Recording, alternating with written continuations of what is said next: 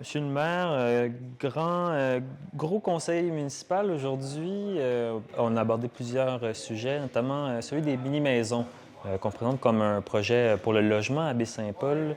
Euh, Est-ce qu'il y a des idées de mettre des contingentements au niveau des revenus, des personnes qui appliquent avec des certains faibles revenus pour justement encourager ces personnes qui auraient plus de difficultés? C'est des choses qui avaient été analysées dans le passé. Cependant, ça n'a pas été retenu comme mesure. C'était difficilement applicable, hein. On avait consulté des juristes à ce niveau-là et il fallait y aller vraiment avec les rapports d'impôts. Il y a des fois des gens qui peuvent avoir un revenu déclaré qui est modeste. Cependant, ils ont des actions dans d'autres telle chose. Donc, c'était difficilement applicable. Donc, pour cette raison, là, on n'est pas allé avec ce critère-là.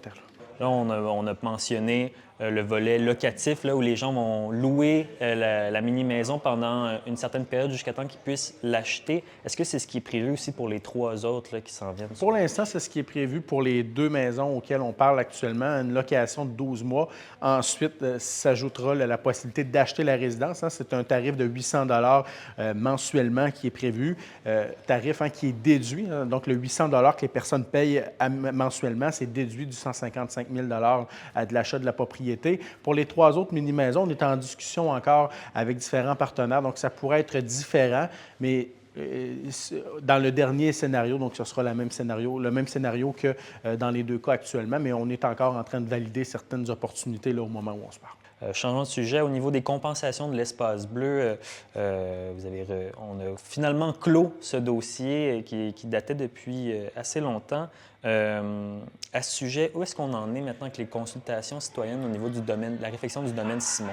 Pour l'instant, il y a quand même plusieurs choses qui ont été faites dans le dossier de l'espace bleu. Il y a eu différentes négociations. Là, il reste plus ou moins 2 millions là, dans une enveloppe qui est réservée, un surplus affecté pour Maison-Mère, un 2 millions de dollars pour l'Agora. On a annoncé d'ailleurs dans les dernières semaines que c'est le site du Carrefour culturel Paul-Médéric qui est retenu, une Agora extérieure qui sera aménagée. On divulguera plus de renseignements au courant des prochaines semaines et des prochains mois. Et pour tout ce qui touche le domaine Simon, c'est sûr qu'on n'a pas une équipe de 350 personnes dans ce secteur-là. Donc, ça s'en vient. Il y a des détails qui pourraient être donnés prochainement, mais je n'ai pas de nouvelles choses à annoncer présentement. On va remettre en place le comité consultatif qui n'a malheureusement pas eu l'occasion de siéger encore sur ça. La toiture a été refaite dans les dernières années, mais déjà cet été, il faut s'attendre quand même à plus de vie un petit peu dans le domaine Simon. On va mieux aménager le site et un des objectifs qui même si l'objectif est ambitieux, j'aimerais qu'on puisse redonner le site déjà à la population au courant de la prochaine année. Donc, est-ce que,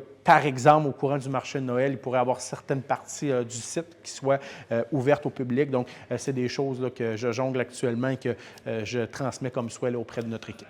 En abordant le sujet de l'Agora, vous l'avez mentionné, vous avez annoncé tout récemment qu'il serait dans le secteur du Carrefour Paul-Médéric. On avait tout d'abord annoncé une capacité d'accueil d'environ 2500 personnes qui aujourd'hui, on essaye de relativiser un peu plus. Qu'est-ce qui a changé? En fait, ça n'a jamais été. Ça s'est retrouvé dans les annonces, lors de l'annonce officielle là, à ce niveau-là. C'est des vieux documents d'un ancien projet qui datait du fond des années 2010. Mais moi, quand je suis arrivé au conseil, 2500 personnes, je n'avais jamais entendu ce site-là. Donc, il n'y aura pas de 2500 personnes pour l'Agora pour l'extérieur du Carrefour culturel. Donc, un site qui pourra accueillir plusieurs centaines de personnes, mais ce sera beaucoup plus modeste. Là, je ne veux pas annoncer de chiffres pour ne pas encore décevoir et avoir ces chiffres-là qui vont nous traîner un bon bout de temps, mais il n'y aura pas 2500 personnes sur ce site. Donc, comme je le mentionnais, c'était dans les communiqués, puisque lorsqu'on a vu les communiqués juste avant l'annonce, c'était en place, mais ce n'est pas un chiffre sur lequel on a travaillé, à tout le moins dans les dernières années, à la ville de Baie-Saint-Paul. Vous aviez 3 sites que vous évaluez. Qu'est-ce qui a fait pencher la balance vers le Carrefour Paul-Médéric? Bien, ça fait en sorte que c'est quand même un site qui est en plein centre de Baie-Saint-Paul, un site qu'on est près d'établissements de restauration, on est près de la ville, il y a quand même des coins d'ombre. Le festif l'utilise également lors de ses festivités. Le Carrefour culturel est l'épicentre de la culture à Baie-Saint-Paul, hein. Plusieurs activités y sont organisées. Notre équipe à la permanence à la culture est dans ces locaux-là. Animation Baie-Saint-Paul qui se déroule devant l'église l'été. On aimerait qu'Animation Baie-Saint-Paul se déroule dans l'Agora. Donc, c'est quelques-unes des raisons qui ont porté la ville à choisir le site du Carrefour culturel Paul-Médéric pour ériger son agora. Est-ce que vous voudriez nous révéler les 2 autres sites qui étaient évalués? Ou...